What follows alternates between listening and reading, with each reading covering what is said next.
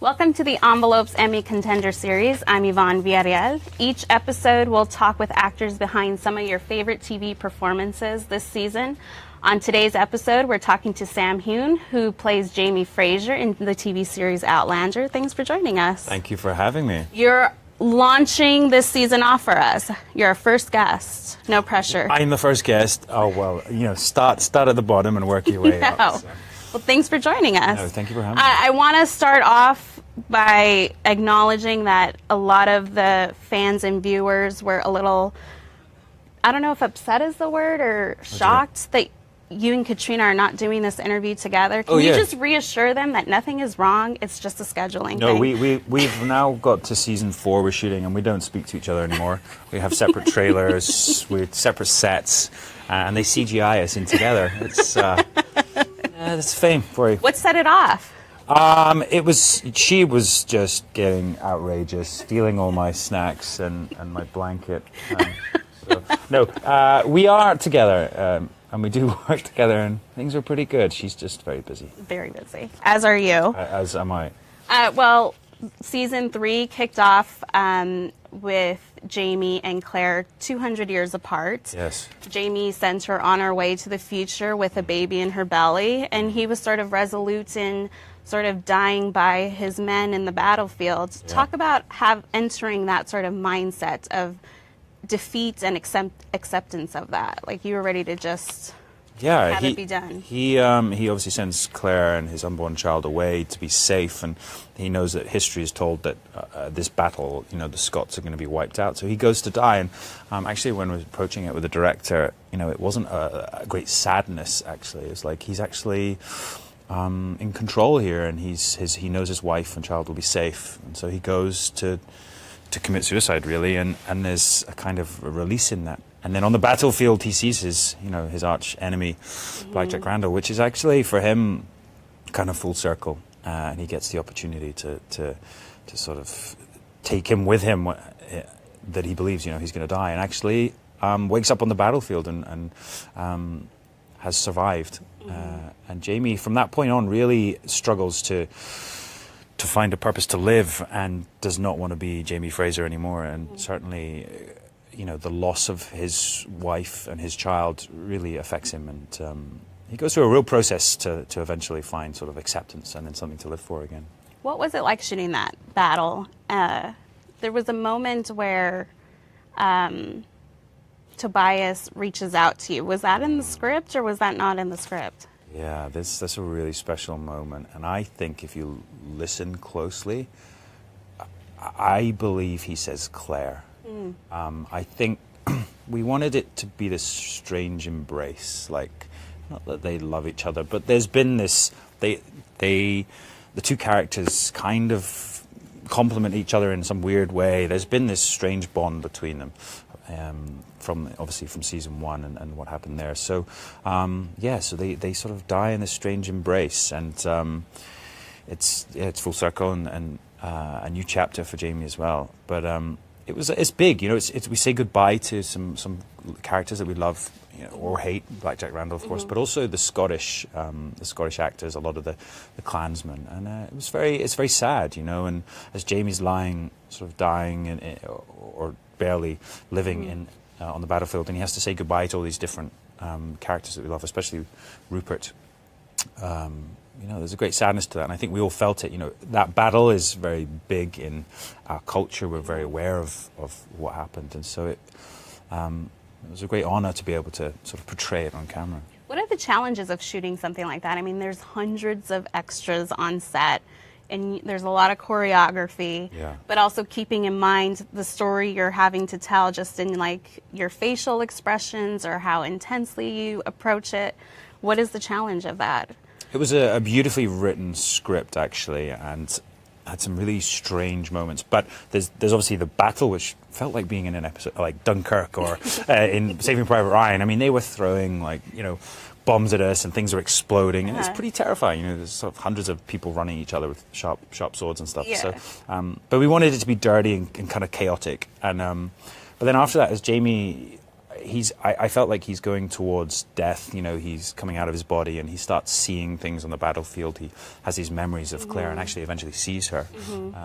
And as the snow comes down, I feel like there's a point where he's literally on the edge of dying, and there's something about the stars, but he's sort of saved by Rupert and sort of brought back to life. And it was a really nice sort of transition. But yeah, he then struggles. You know, he really did not want to survive, and it takes him, you know, about 4 or 5 episodes and many years, which we cover, for him to finally come to terms with sort of the loss of the woman he loves. Well, you spend much of that first episode lying on your back.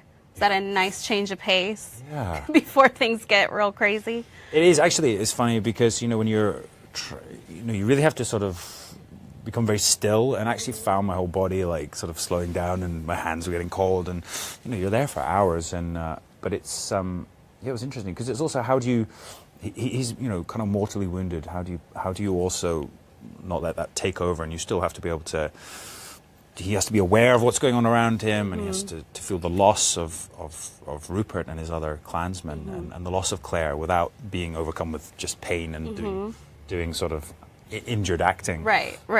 So yeah, there's a bit of a challenge there, but again, you know, it was a great script, and then Jamie, yeah, he's sort of brought back to life and goes back to Lallybroch. We'll talk about, we see in the first 5 episodes, it sort of tracks how Jamie and Claire lived their life apart for those 20 years. Sort of how did you make of what Jamie's journey was during that time, and did you model it after anything? Yeah, it's, you know, the sort of different stages of grief, really, you know, and he goes through, you know, sort of anger and sadness and sort of eventually, you know, all the way through to acceptance. But, you know, each episode was so strong, and he's such a different character. You know, he actually assumes different names each episode. He really is. In the second episode, he's sort of living feral, and he's just sort of completely shut off to his emotions. He can barely speak. We actually looked at the script in that and really cut out a lot of his dialogue. So he really is kind of monosyllabic and just a shell. And then he finds a purpose to live, and that's to at least to sacrifice himself for his extended family.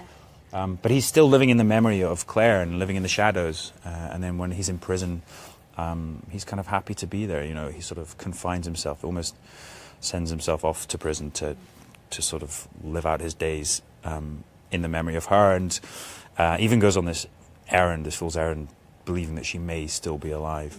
But that's really the turning point, and the turning point when we meet John Gray as well, where Jamie starts to realize that there may be something else to live for. How was it playing Wild Jamie? Wild Jamie, yeah, the Dunbonnet was, you know, a lot of facial hair, a lot of wigs. But actually, no, it was probably the toughest episode, because he's so sort of catatonic in his grief, and it's so on the surface that, you know, there's even a point where he feels responsible. His actions every time that you see him return to Lallybroch at one point, and he hears a baby scream, and I feel like just anything that happens, he feels responsible for. He's brought this badness to Lallybroch. He brings the redcoats there. He's responsible for the demise of the Scots. He didn't protect his men, so he feels very responsible, and it's pretty sad. And when he does find a moment of comfort in a local lady that comes to him seeking comfort as well, it's kind of it's really sad. You know, they're sort of both looking for just, I don't know, human contact. What were your tweet mentions like when you had that moment of comfort with someone other than Claire? Yeah, well, I expected, you know, people to, you know, the diehard fans to be like, oh my God, what are you doing? But I think, you know, you're following the story, you realize, you know, he's completely alone, and actually, you know, he's trying to conjure up Claire in front of him, and there are a lot of similarities. You know, he closes his eyes, and he's trying to recall her, and I feel like throughout the whole next episode as well, in Ardsmuir Prison, he speaks to her a lot. You know, She's there for him, present in his memories, and so that's why he's happy to just survive in this sort of half state. Well, and another side we see of Jamie in season 3 is the fatherly side. Yeah. Obviously, he can't be there to watch Brianna grow up, but he's had a son, William, and we later in the season learn that he's been the stepfather of some girls. So talk about exploring that side of him and how that dimension sort of, helped you with this character in season 3. Yeah, it's a side to Jamie that we see a lot more in season 3, and 4 is really a culmination of that. But he's always wanted to be a father figure, and he always wanted to be the laird and have this great family, and he's never had the chance to. So it's really affected him. I mean, he lost Faith as well, their daughter in France. So he's never had the chance to be a father, and obviously with Willie, he also it can't be sort of common knowledge that he's this illegitimate son. So he has to be a father from afar. And it's something he yearns for. But those scenes were great. He finds a little bit of peace and happiness, even though he's a servant and sort of a Jacobite. So he could be locked up again. But he has a little bit of joy in caring for his son. Did it lighten the mood on the set too, like when the cameras weren't rolling? I felt I could breathe again. Yeah, like that episode was just in hell water. He's I don't know, it felt like spring, like he's gone through the winter and he's now able to breathe again and to find a little bit of joy. But then he ultimately, he has to leave Willie behind, and he carries Willie with him, and we see later on we might see Willie at some other point. Well, I don't want to ignore the fans who have sent in a lot of questions, and I'm going to apologize now because I know we won't get through all of them because there was a lot. Great. A fan from Twitter asked, what was the funniest thing that happened on set while filming? This is a really tough question. We get it a lot, and honestly, funny things do happen. We can just never remember, so I apologize. It's normally Katrina. I mean, we were shooting 2 days ago, and I can't give away too much, but there was a scene with an actor who we both love dearly, who's very funny, and she just turns around and blatantly laughs while the camera's rolling, and it's every time. But yes, I wish I could remember something really funny. It's just it's all a blur. It's all a blur, but she's a great corpser. We have another fan from Twitter asking, if you could send the Frasers anywhere in the world for their honeymoon, where would it be? Oh, let's send them somewhere nice, shall we? They've had a pretty bad time, like shipwrecked. I mean, they were in the Caribbean. It sounds great, but really, there's like crocodiles and there's weird voodoo stuff and all kinds of things. So, yeah, let's somewhere nice, peaceful, where there's no danger. Where's that? I don't know, like an igloo somewhere. I don't know. An igloo. Yeah. I like that. Those polar bears. That's a problem. Gretchen from Facebook asks, who is your favorite Outlander character besides Jamie and Claire? Oh, hi, Gretchen. There's been so many. I mean, I have to say at the moment, I'm loving David Berry as Lord John Grey. He's an incredible actor, and the character's so interesting.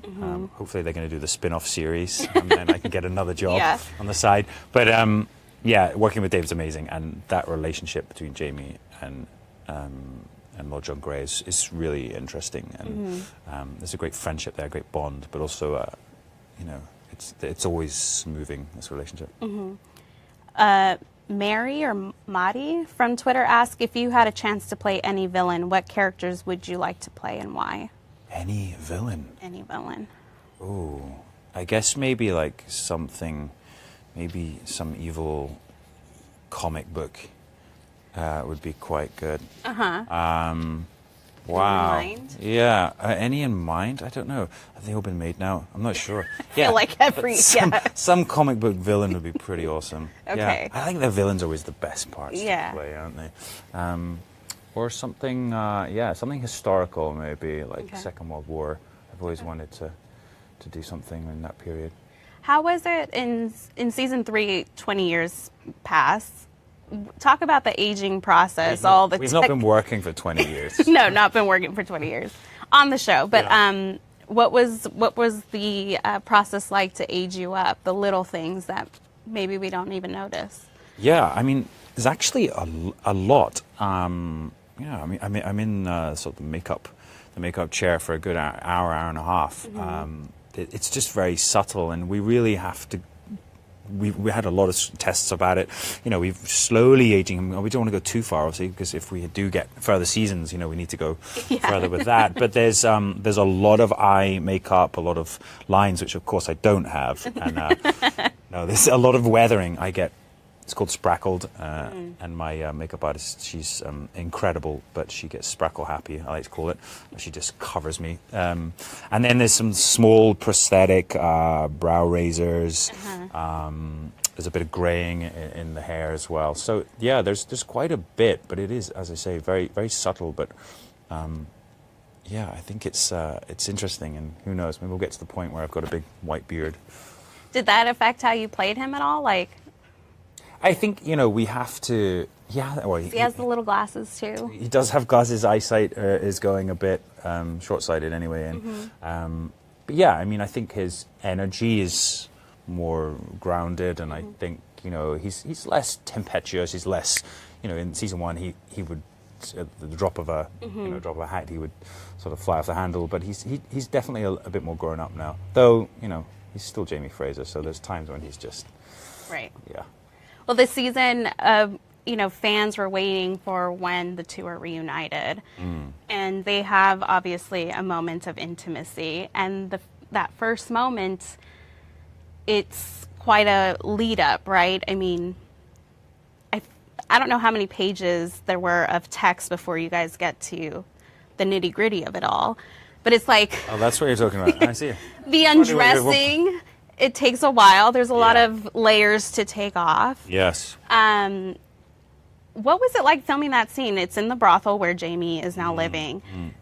It's a small room. How many people were in that room when it was happening? Yeah, it is a small room, and extremely hot. And there's probably, I don't know, 15 people in that room at the same time. But yeah, we wanted, there's like, you know, the joy of seeing this person that you haven't seen for many years, and the person you love, and you know, things dead, and they come back in your life, and so there's the initial joy, and you know, I think they've both put each other on a pedestal, and kind of held a candle for each other. But the reality is, when it comes down to it, actually, they're two different people now. They've aged, they've had different experiences, so that's why we wanted there to be this kind of awkwardness as well. So there's a callback to season 1 and the wedding episode. So there's the untying and the undressing, but there's slight, you know, the bumping of the heads and all that stuff. It's just, and she like covers herself. She covers herself. Yeah, you know,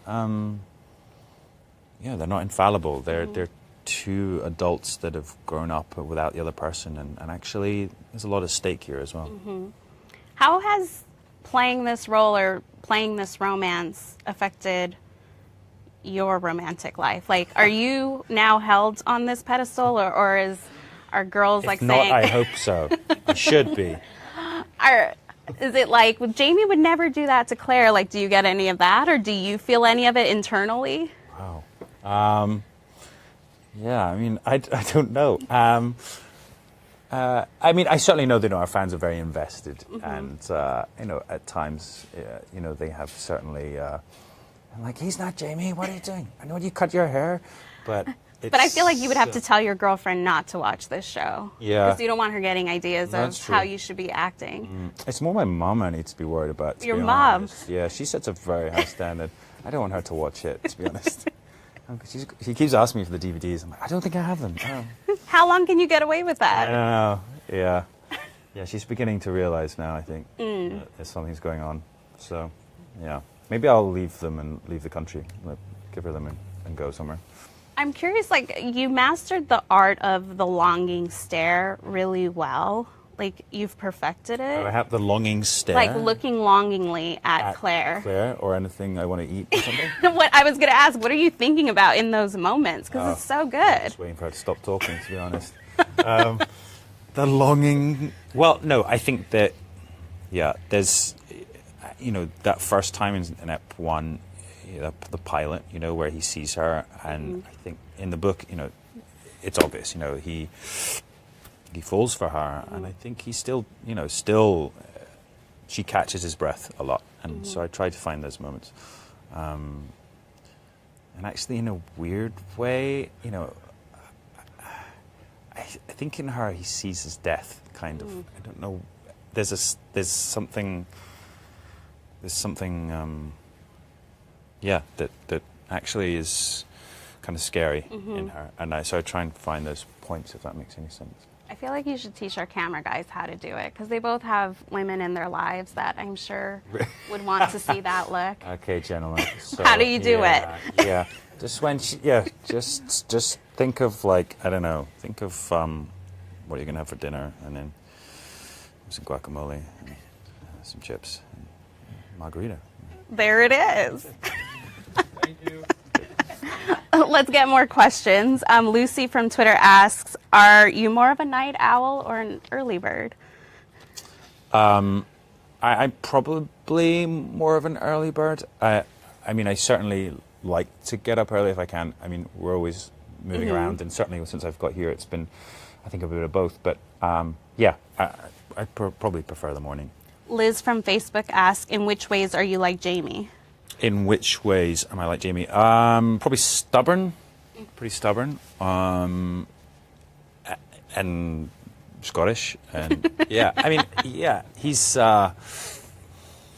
probably more intelligent than I am. I think he's a bit more intelligent, and he's very forward-thinking. So I don't know. You always have to bring yourself to the character, and there are times when you read something and you go, "Why is he doing that? What an idiot!" And other times you're like, "Oh yeah, cool." So. But it's actually the times when you're like, why does he do that? And you sort of go back to the writers or whatever, and actually then in playing it, sometimes you find it. You know, you're like, I don't feel this is right. But then when you actually just get out of the way, stop making assumptions about something and just do it, you learn a lot about the character. Were there any moments from the book that didn't make it into season 3 but helped you with the character nonetheless? Yeah, there's always stuff in the books that are really helpful, and Diana Gabaldon, obviously, she is a great help. We talk quite a bit, sort of privately. She'd give me some insights or just things I'm asking or questions and stuff. And also, she also gives me her criticism of certain scenes. Like what? Wow. No, it's just funny, like, because she watches everything, which is great.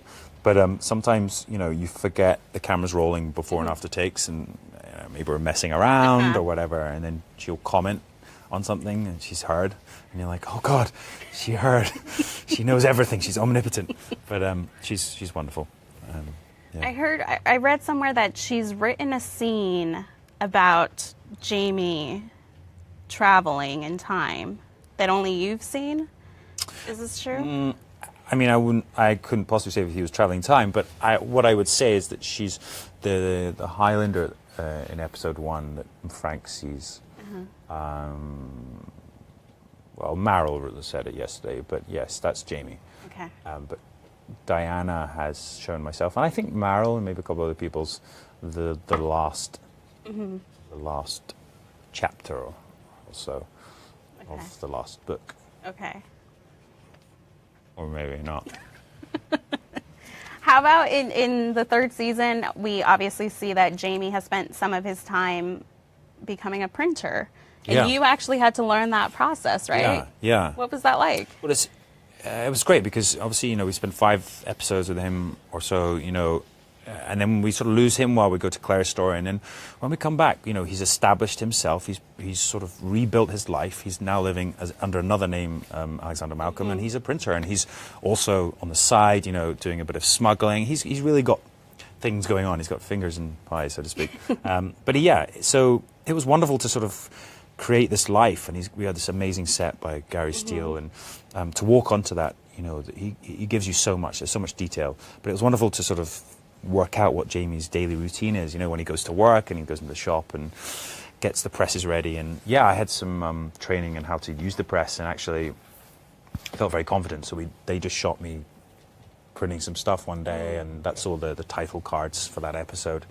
But it's good. It's interesting to see who he's become now, and he's sort of he's a bit of all the characters he's been. You know, he's still Jamie Fraser, but you know, he's a smuggler, and he has many different sides going on, and he's had a life. You know, he's living in a brothel. There are other relationships there, or hints of them, but it makes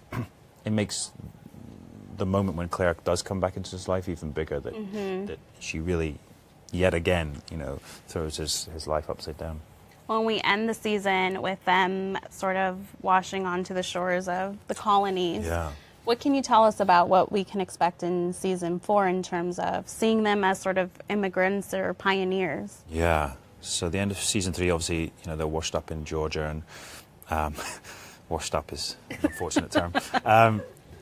Yeah, but, you know, so they're obviously in season 4 we're shooting at the moment, but they are in America, and, you know, we're dealing with America, the beginning of America, you know, and what's been really interesting is to see that it is a land built on immigrants and immigration, and we have this real melting pot of cultures, and how each culture is incorporated into each other, and there are similarities between the Scots and the Native Americans, the Indians there. Like, they have a similar kind of history in the fact that they're displaced by the British, always the British. But yeah, no, it's interesting to see this interaction, and you know, it was really interesting to sort of read about the trade between the different cultures, and how many Scots were actually in America, North Carolina in particular, and yeah, so we're showing America, and they're establishing themselves, and actually, really, that's what Jamie's trying to do in season 4. He's trying to help sculpt this country so it's a better place for his daughter Brianna in the future. Well, we're going to ask a couple more questions before going into our lightning round. Oh, God, lightning round's Lightning round, okay. Yeah. Get your mind in that headspace. But ready. first, Faye from Twitter asks, do you have any musical talents? How would you feel about Outlander the musical? Outlander the musical. I believe there was, you know, a work in progress. We do like to sing on set sometimes. Katrina is a big singer on set. Do I have musical talents? I used to play the trumpet and trombone. I haven't picked those up for a while. Okay. But yeah, I think we should get the band back together. Okay. Okay, lightning round. Oh, here we go. Okay. Get ready. All right. First thing that comes to your mind. Okay. Last show you binge watched. Clear Eye for the Straight Guy. Yes. Oh, it's so good. If you could go back and be on any classic show, what would it be? Go and be in any classic show? Go back and be in any classic show. I mean, I don't know, Sopranos. Okay. What do you know now that you wish you knew on your first acting job? Less is more. I don't know if you know this show, so I apologize. Okay, Which Golden Girls character do you most identify with? Oh, all of them. Yeah. What's the choice? I'm sorry, I haven't seen Golden Girls, but I will go and binge watch it now. What's next on your binge list as you head back to shooting? I'm a big documentary fan. I love all of those, and so yes, I've been binging a few of them. Okay. Love documentaries or sport-related ones as well. Okay. School of Hard Knocks, big fan. Last Chance U, all those sort of things. Yep. Okay. Yep. Well, thank you for being our first guest to kick off this season. Yes. Wasn't that bad, right? It was fine, yeah. The quick fire, I'm pleased there was only a couple. So thank you. Well, and to all of you, thanks for watching. If you want to check out more of our Emmy contender chats, head over to LAtimes.com. And we've got Katrina coming up in a few, so stay tuned.